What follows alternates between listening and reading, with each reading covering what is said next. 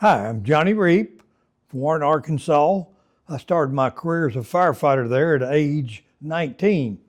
And we're here today at the Firehouse Museum of Arkansas to talk about the history of building the Arkansas Fallen Firefighters Memorial at the Arkansas State Capitol. Being from Warren, small town, my daddy was on the fire brigade of the Bradley Lumber Company.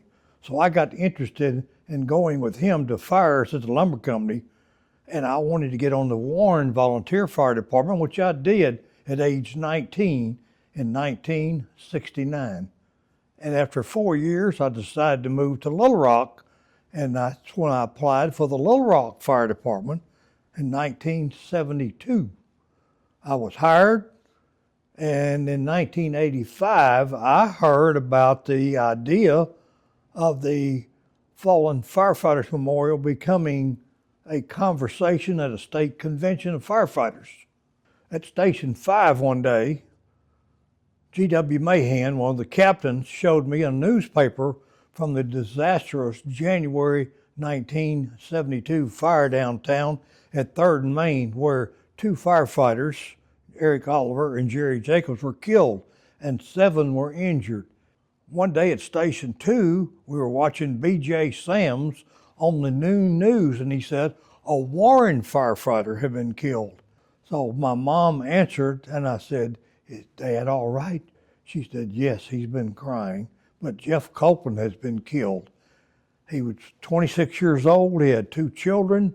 He was one of 3 Warren firefighters entering a burning house on York Street to search for a man who was supposed to be inside, but Jeff never made it out." After that terrible tragedy in Warren, the Firefighters Memorial Project was very important to me. But then one day at the Arkansas State Capitol, Robert McFarland, who was on the Firefighters Memorial Board, waved me down in the hallway. I was a lobbyist for the firefighters. He said, "There's an opening on our board for the professional firefighter's position. Why don't you come go to our meetings and you represent professional firefighters?" Which I did. And then the terrible tragedy occurred in West Helena where the chemical plant blew up in May of 1997, and the news media was all over that. So that was the tragedy that gelled us to get this project started hurriedly, get it done. So after those 3 sad, tragic funerals, we said, we've got to have an image. So our first step was to get a sketch of some starting point in building a memorial. Well, Jim Gates was on our board. He says, "I know an artist. Paula Haskins in Walnut Ridge is a bank clerk, but her husband is the Walnut Ridge fire chief, and Paula is a perfect artist." With that sketch from Paula Haskins, next step was to open the 2 replies from our request to the 36 architectural firms in Arkansas. Wonderful things come in the mail. Brooks Jackson's letter was open, and he said, "I want to build the Firefighters Memorial as a community project to give back. Because of my grandfather's death in law enforcement, I feel motivated to help y'all. So, what do you guys want?" he said over a luncheon date. We said, "We want someplace on the state capitol grounds to put some statues." So, Bunny Brown is his assistant, and Brooks Jackson go to work. And they are designing something that we never see until we meet again. But this meeting's at the Arkansas State Capitol's Governor's Conference Room, where Governor Mike Huckabee signs a bill that allows us to build on the Arkansas State Capitol grounds. So Bunny Brown had this drawing under his arm with covered. So he rips off the cover, places on the easel, and we see for the first time, all of us together, including the governor, to see what their intentions are to memorialize those who've been killed in the line of duty. It couldn't have been better. It was perfect. It even had a flowing fountain from a fire nozzle. We never told him to do that. That was pure genius. Jim Gates says, you know, at the Walnut Ridge Fire Station, there's a bell that's got this beautiful engraving. We ought to find that guy who made that bell and see if he does statutes.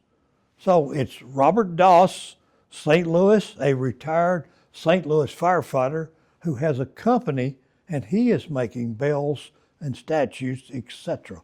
Doss brings in this huge helmet that is a spare helmet that he made for the St. Louis Firefighter Memorial.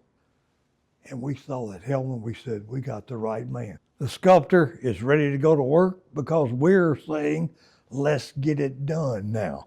He says you find 4 models to represent the phases of firefighting. 6 months later, Mr. Doss calls and says, when's your next board meeting? I've got something to show you.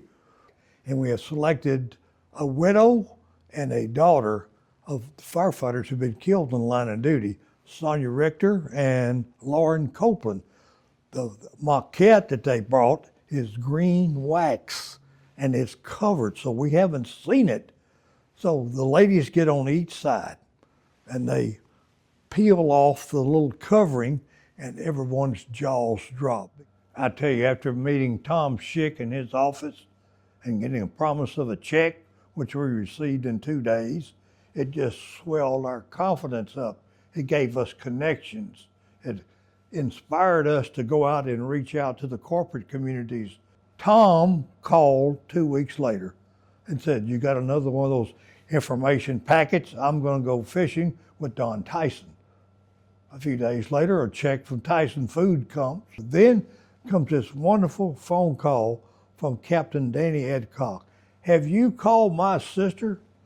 I said, who? He says, Sue Fruhoff, the Fruhoff Foundation, which I'd never heard of. He said, give her a call. She'll help you out.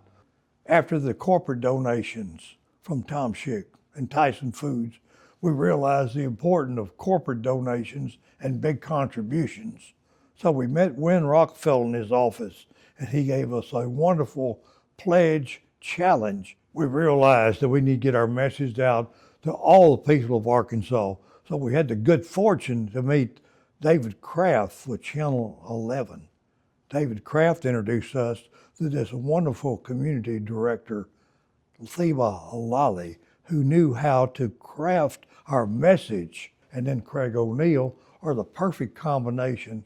That's where our donation of 87 cents from the little boy in Grapevine to a $100,000 gift, that gives us thousands and thousands of checks in the $5, $10, $15, $500 range. And it just never stops. Every day in the mailbox, the checks come in because it got the word out and gave people the inspiration to start their car washes, fish fries, spaghetti dinners, chili suppers, but also the statues arrived. We did the statue tour, about 13 stops in Arkansas. The checks came regularly. Then it was time to set a date for the groundbreaking, which led to the start of construction, which meant that we could actually schedule the date of the dedication of the Arkansas Fallen Firefighters Memorial. It was a beautiful sunny day at the state capitol, March the 22nd, 2014. We had a crowd of 3,000 plus at the state capitol grounds, a 21-gun salute. Tragically, every name of firefighter who was killed on the line of duty was read by our host, Craig O'Neill. He didn't miss a single name, and the tears flowed, the roses were red, and then the Win Rockefeller Fountain of Faith nozzle came to life. We were able to say to the families, the memorial is finished, and it shows you that we have not forgotten the sacrifice of your loved ones as firefighters when they died in the line of duty.